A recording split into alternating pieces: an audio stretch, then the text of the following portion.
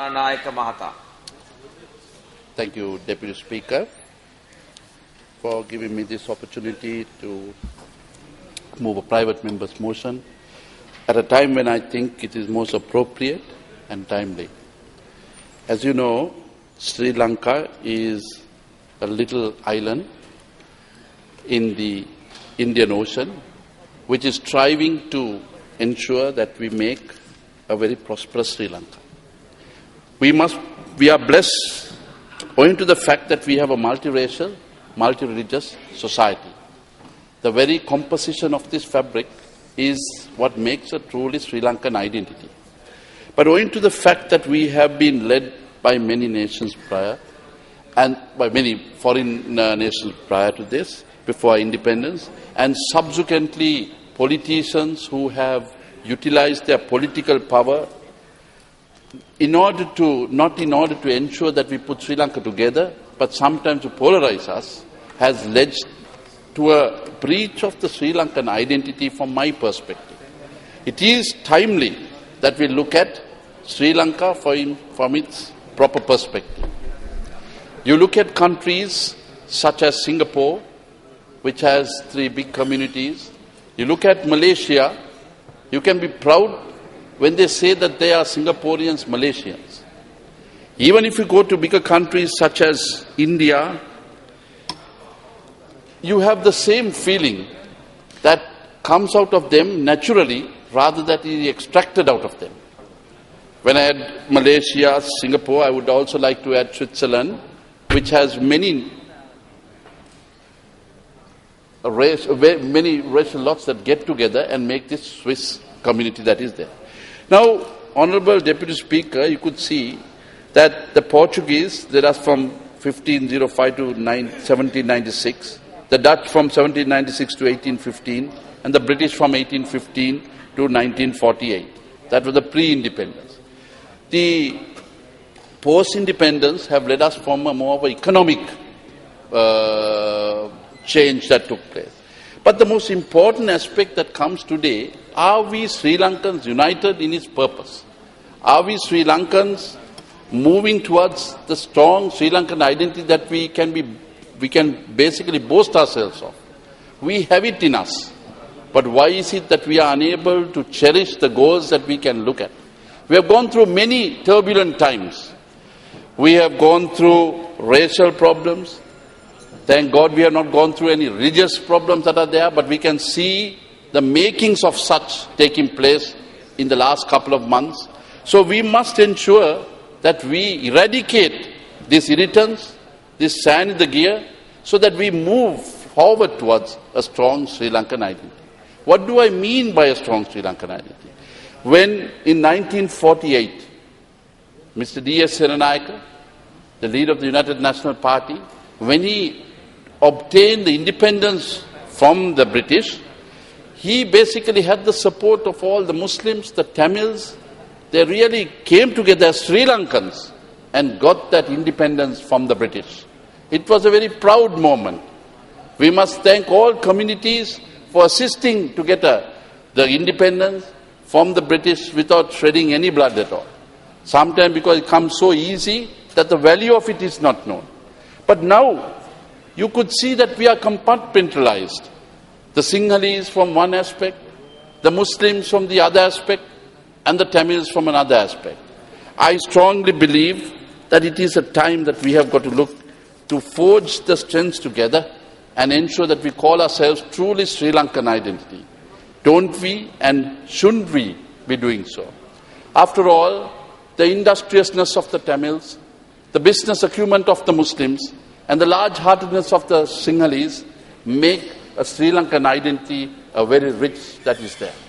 So, we at this particular moment when we have gone through one of the worst of terrorist problems that have come to an end, it is time that we relook at ourselves and ensure that we take the rich culture that is there and ensure that we incorporate this into a Sri Lankan identity that is there.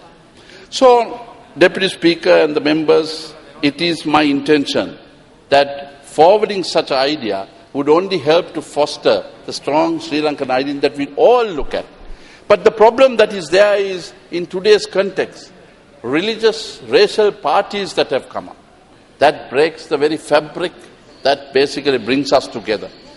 If you look at, I do not want to reawaken or basically create a political problem, but I need to corroborate with evidence as to why we need to get together. I'm happy that we have a minister such as Mr. Vasudeva Nanayake, who doesn't think on the lines that his political party that is in governing thinks so. They are not a racial chauvinist party he is not a racially or chauvinistic person like his political party that he belongs to, or at least the governing party that he belongs to. So it is, I guess, an opportune moment, Honourable Minister. You strive to do so, and I hope that we take this particular opportunity to go so. But look at today's composition, your heterogeneous alliance. You basically have parties that fight elections on religious basis. Now, on the basis of Muslim Congress. They were in alliance with the United National Party. They use this, they get the votes, and they move over to the government. And today they are fighting provincial councils, not in the government, but outside the government. So you could see that he is the auctioning of the Sri Lankan Muslim voters that are there. I can see even the government basically taking that same line. There were certain members that mentioned as to why is this religious orientation to the provincial election that is there. Ensure the two big parties that are there. They have been playing a yeoman service that is there. Unfortunately, in 1988, at that particular moment, owing to executive action, where the 12.5% cut-off was reduced to 5%, that led to an opening of the floodgates.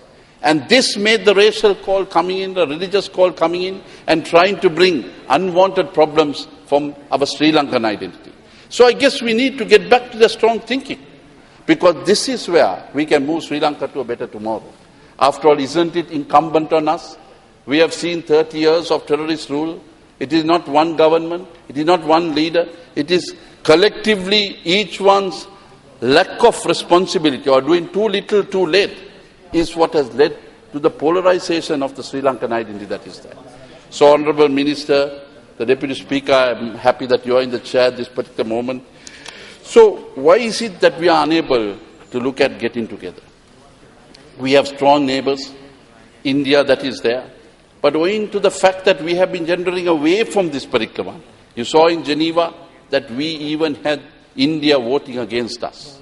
Now that was, you can't say it is a political decision. It was not an international decision. But owing to the fact that we in Sri Lanka cannot work together as a Sri Lankan identity is what led to this, is my perspective. And I guess my party, which basically the United National Party is the most a party that brings all these communities together. D.S. Senanayake started his 1948 getting the independence, and at that time he had the courage of conviction to say that we are getting the independence from the British, but we must be competent enough now that we have got to carry our future through our own selves, that we must ensure that our Sinhalese, our Tamils, our Muslims, our Burghers and the Malays, and before too long you'll see the advent of the Chinese also coming in, that we must be able to have a Sri Lankan identity and able to guide our destiny to a best and a strong Sri Lankan identity. He echoed these words, and I re-echo this at this particular moment, because I think what he said then was sagacious. He had the sagacity to say and think that there could be a rupture that would take place. It didn't take too long. When you had the racial riots, it was further exaggerated with many things that came thereafter, and today we only see the spills and the thrills that are there. So I do not want to labor too much, but all I want to say is from the floor of this House, we 225 members have the right to take a Sri Lanka to a better tomorrow. When we are on an election platform, we basically we extol the virtues of every particular voter that is there. But once you elected, you come in and compartmentalize that, brutalize the Sri Lankan identity. It's a crying shame on all of us. So it is nothing but right to right the wrong. It is never too late to do a right thing in the right time. So here it is opportunity. instead of thinking chauvinistically surviving political power, we must be able to go beyond that. This is a time when we have a leader of the opposition who is statesmanly, who came forward and said a strong Sri Lankan identity and a national identity is more important than basically look at it from a political perspective. But that has been taken sometimes the weakness of the opposition. No, that is the strength that is there. That is why we are able to have all political parties able to march towards a Sri Lankan identity with the United National Party. Nobody fears talking us because they know that we are not a racially driven party or religiously driven party. We can look after the Sinhalese. We can look after the Tamils. We can look after the Muslims. And that is why we are called the United National Party. So why not we extend this to a strong Sri Lankan identity? And I call upon all members to support this motion and let us start a new leaf today so that we will be all able to get together and ensure that we take Sri Lanka to a better tomorrow. So, Honourable Minister, I do not want to take much of your time, but all I want to do is to elicit this fullest support of yours, because I know your thinking is in the same direction. So ensure that we support and move forward and ensure that we are able to take all our past sins and move forward to a strong tomorrow. Thank you.